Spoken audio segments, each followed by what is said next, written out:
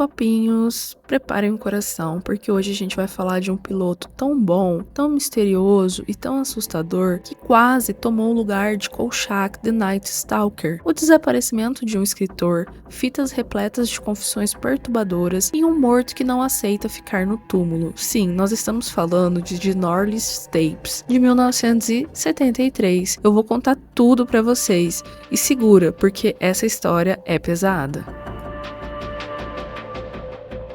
The Norliss Tape, ou A Prova aqui no Brasil, foi pensado como um piloto para uma série que infelizmente nunca aconteceu, mas deveria. O filme acompanha o editor Sanford tentando entender o desaparecimento do David Norliss, o escritor investigativo que sumiu, deixando apenas fitas de áudios com relatos sobrenaturais. O que começa com uma simples investigação vira um mergulho em ocultismo, mortos-vivos, entidades antigas e um pacto sombrio ligado ao deus Osíris. O nosso filme começa com David, um homem de aparência atormentada, rodeado de fitas cassetes. Esse mesmo homem liga para o chefe da editora dos seus livros, o Sanford, e diz que precisa conversar com ele o mais rápido possível. O David diz que não começou a escrever o livro ainda, mesmo depois de um ano. Ele afirma que tem medo de escrever aquilo. O Sanford responde que isso não faz sentido, já que o David pegou um ano de adiantamento para escrever um livro sobre desmascarar o sobrenatural, e que essa foi a ideia dele. O David diz que está trabalhando no livro profundamente, e que tudo está nas fitas, e que quando o Sanford ouvir, vai entender tudo. O Sanford pergunta, entender o que, David? E ele responde, o quão longe eu fui e o quão isso é perigoso. Ele implora para falar com Sanford pessoalmente. O editor estranha o comportamento e pergunta se está tudo bem, mas David diz que sim. Só que precisa vê-lo hoje, nessa segunda-feira. O Sanford ainda pergunta se eles podem marcar para outro dia, mas o David diz que se isso acontecer, pode ser tarde demais.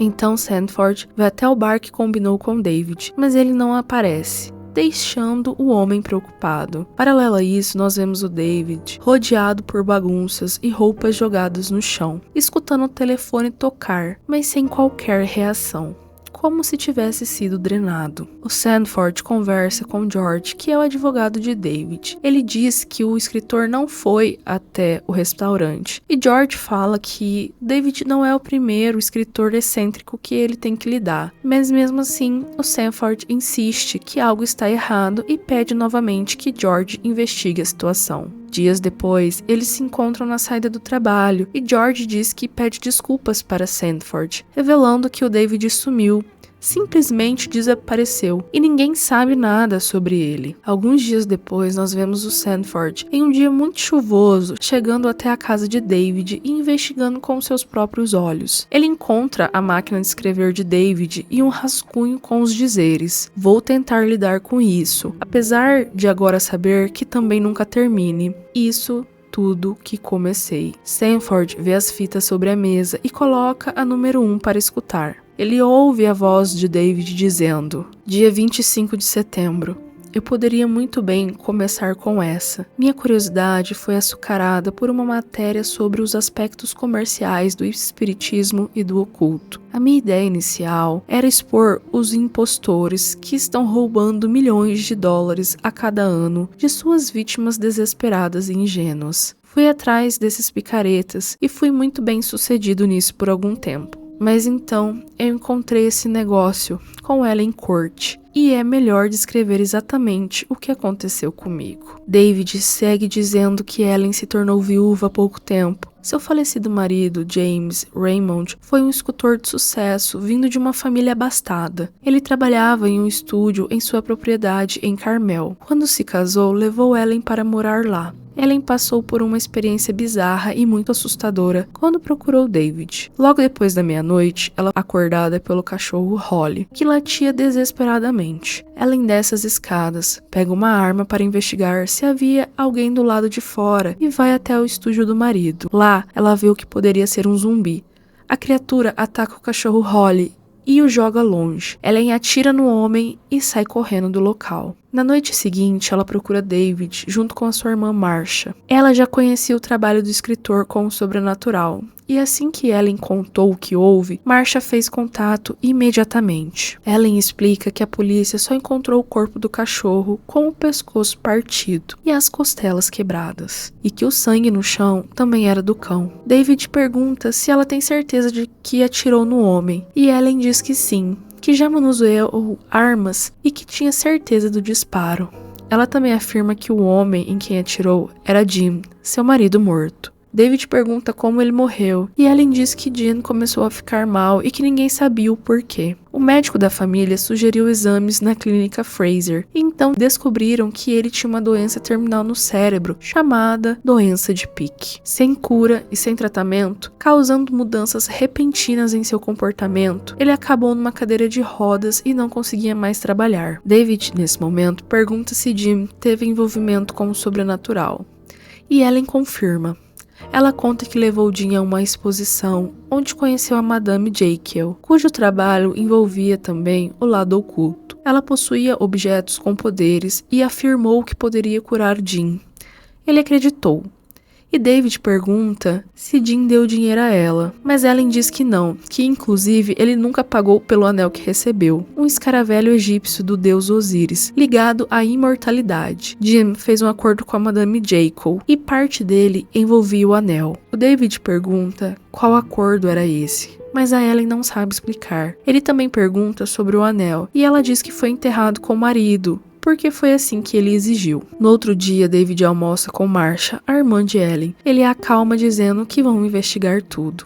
Enquanto isso, algo estranho acontece em uma loja de Carmel. A vendedora estava fechando a loja e indo para casa, quando de repente, o Jim, no banco de trás do carro, a ataca. Ela perde o controle do veículo e um caminhoneiro atrás presencia o acidente. Ao tentar ajudar, percebe que ela já está morta, mas ele fica muito assustado quando vê o rosto da mulher. A polícia chega e colhe o depoimento. Quando o xerife vê o corpo, manda o caminhoneiro nunca falar sobre aquilo. Ele diz ao agente: "Estou encobrindo isso, ninguém fala sobre as condições da falecida." Ele pede para falar com o legista, que diz nunca ter visto nada igual.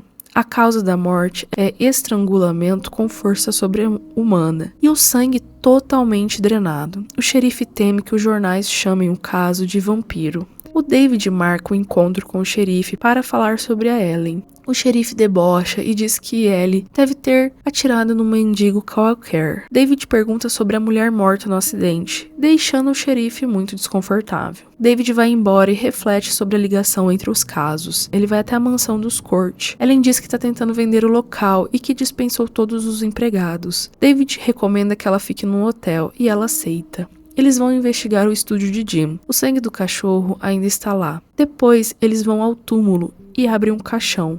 O corpo está intacto. Ellie diz que está confusa com o anel, pois o Langdon havia ligado e perguntado sobre as esculturas e ficou extremamente irritado quando ela disse que o anel não estava à venda. David vai até Langdon e conversam sobre Jim, sobre Madame Jekyll e sobre o anel.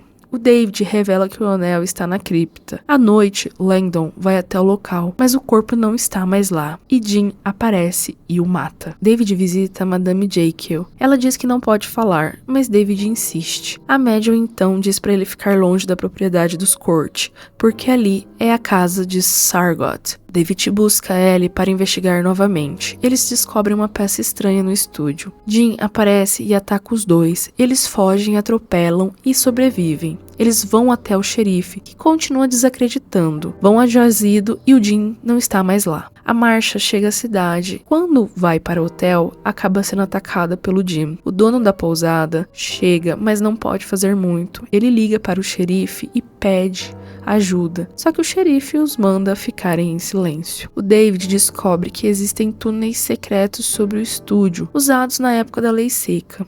E ele diz que a argila que encontraram aquele dia no estúdio tinha 40% de sangue. Ela está em casa quando a Madame Jekyll aparece e diz que precisa falar com David. Ela revela que o Jim fez um pacto para trabalhar na figura de Sargot, após a morte, e que o anel garantiria sua imortalidade. Eles vão até a cripta para tentar remover o anel antes do pôr do sol. O David recebe a carta e corre para ajudar. A madame encontra o corpo com o anel, mas Jean a ataca. A Ellie foge e cai na vala dos corpos, onde vê todos sem sangue, inclusive da sua irmã. O Jean se aproxima, mas o David chega a tempo e consegue salvá-la. Eles correm para o estúdio. A escultura de Sargot está quase pronta, e David diz que eles precisam deixar Jean terminar. Ele faz um círculo de sangue ao redor da escultura. Segundo a alquimia medieval, pode-se entrar em um círculo de sangue, mas se houver fogo, não pode sair. Quando Jean entra e termina a escultura, David coloca fogo em tudo. A polícia chega com os bombeiros e encontram apenas os ossos de Jean. Sobre a escultura, nenhum sinal. David diz: Sargot, um nome estranho. Eu me pergunto se ele foi destruído ou se pode ser a chave para achar David. Sanford coloca a fita 2 para escutar. Ela começa dizendo: 4 de dezembro. Era uma tarde chuvosa quando escrevi uma carta. Sanford anda até a janela, senta-se no sofá e nosso filme acaba, sem sabermos o que as outras fitas têm a dizer.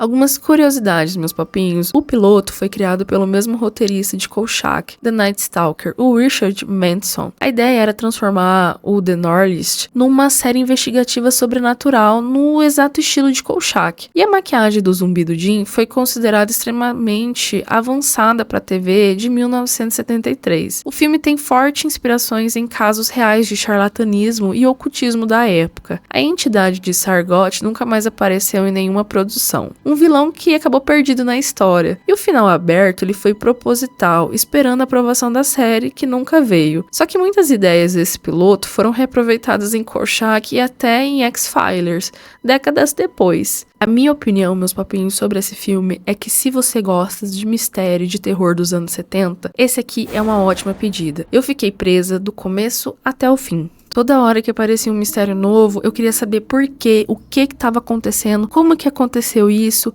Todos os atores também são excelentes. Todo o clima e a trilha sonora desse filme é maravilhosa. Gente, assistam. Quem quiser fazer uma maratona dos filmes do Kolchak e unir com esse, vai ficar muito feliz porque é maravilhoso, tem o mesmo tom e vale muito a pena assistir. Enfim, meus papinhos, o The Norlist Tape é literalmente um piloto sobrenatural que acabou sendo esquecido e que poderia ter feito muito sucesso na TV. Porque imagina, um escritor desaparecido, fitas amaldiçoadas, mortos-vivos, ocultismo e uma entidade prestes a renascer, eu acho que era um prato cheio para quem ama um terror investigativo. Agora, respira, porque no próximo episódio a gente vai falar de um terror de TV que traumatizou uma geração, que é a trilogia do terror de 1975. Preparem-se porque o próximo vídeo vai ser muito bom. Dito isso, não se esqueçam de curtir e compartilhar o vídeo, meus papinhos, e até a próxima. Tchau!